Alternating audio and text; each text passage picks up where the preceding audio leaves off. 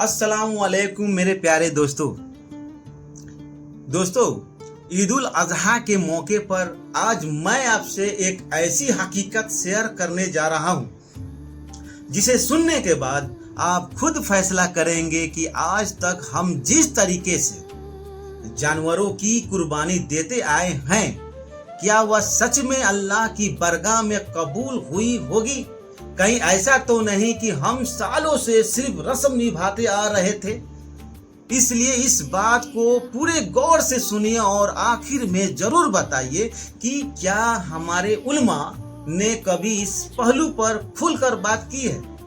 हर साल जिलहिज्जा का महीना आते ही वही पुरानी तकरीरें मस्जिदों में शुरू हो जाती है। हजरत इब्राहिम अलैहिस्सलाम, हजरत इस्माइल अलैहिस्सलाम, ख्वाब, छुरी और कुर्बानी। लेकिन क्या हमने कभी खुद से यह सवाल पूछा है कि आखिर अल्लाह इस पूरी कुर्बानी के जरिए इंसान को समझाना क्या चाहता है। क्या सिर्फ जानवर ज़बह करना, गोश्त बांटना, बिरयानी, कुरमा और कबाब खाना ही कुर्बानी का मकसद है, या इसके पीछे कोई बहुत बड़ा पैगाम छुपा हुआ है।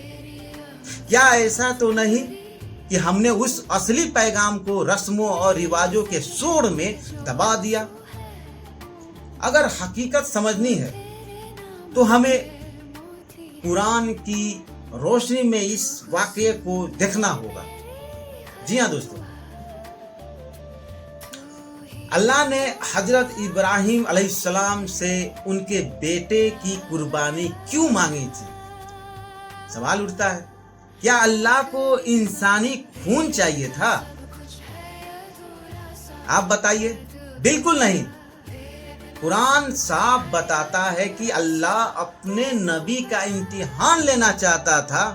वह देखना चाहता था कि क्या इब्राहिम अलैहिस्सलाम अपनी सबसे प्यारी चीज अल्लाह की राह में कुर्बान कर सकते हैं।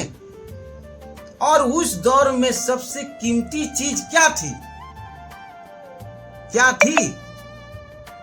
ना बैंक बैलेंस था, न जमीन जायदाद, न सोना चांदी। सबसे कीमती चीज थी औलाद। जी हाँ दोस्तों, सही सुने, औलाद। वह भी ऐसी औलाद जो बुढ़ापे में मिली हो। लेकिन यहाँ एक बहुत बड़ी बात समझिए, यही कुर्बानी का असली टर्निंग पॉइंट है। जब इब्राहिम अलैहिस्सलाम अपने बेटे की कुर्बानी देने के लिए तैयार हो गए तो अल्लाह ने उनकी जगह एक दुम्बा भेज दिए। सोचिए, अगर असली मकसद इंसानी कुर्बानी होता तो फिर यह सिलसिला हमेशा चलता रहता, दुनिया खत्म हो जाती। लेकिन अल्लाह ने साफ कर दिया कि ये मकसद इंसान का खून नहीं था, बल्कि इंसान के दिल में यह जज्बा पैदा करना था कि वह अल्लाह की राह में अपनी सबसे प्यारी चीज कुर्बान करने के लिए हमेशा तैयार रहे। यानी जानवरों की कुर्बानी अपने आप में एक सिंबॉलिक कुर्बानी है, यह एक निशानी है, एक ट्रेनिंग है, एक प्रैक्टिकल लेसन है। अल्लाह कुरान में फरमाता है, ना अल्लाह तक उनका गोश्त पहुंचता है, ना उनका खून, बल्कि उस तक तुम्हारा तकवा पहुंचता है। तकवा यानी अल्लाह को गोश्त नहीं चाहिए। वह सिर्फ यह देखना चाहता है कि क्या हमारे अंदर तकवा पैदा हुआ, क्या हमारे अंदर अल्लाह की राह में अपनी सबसे प्यारी चीज खर्च करने का जज्बा पैदा हुआ। अब सबसे अहम सवाल यह है कि अगर नबी का इम्तिहान ख्वाब के जरिए लिया गया तो हमारा इम्तिहान कैसा होगा? क्या हमें भी कोई ख्वाब आएगा? नहीं भाई नहीं। हमारा इम्तिहान जिंदगी के मैदान में होगा। हमारा इम्तिहान जिंदगी के मैदान में होगा। अल्लाह हमारी आंखों के सामने ऐसे ही मंजर लाएगा जहां हमारा ईमान और हमारा माल दोनों परखे जाएंगे।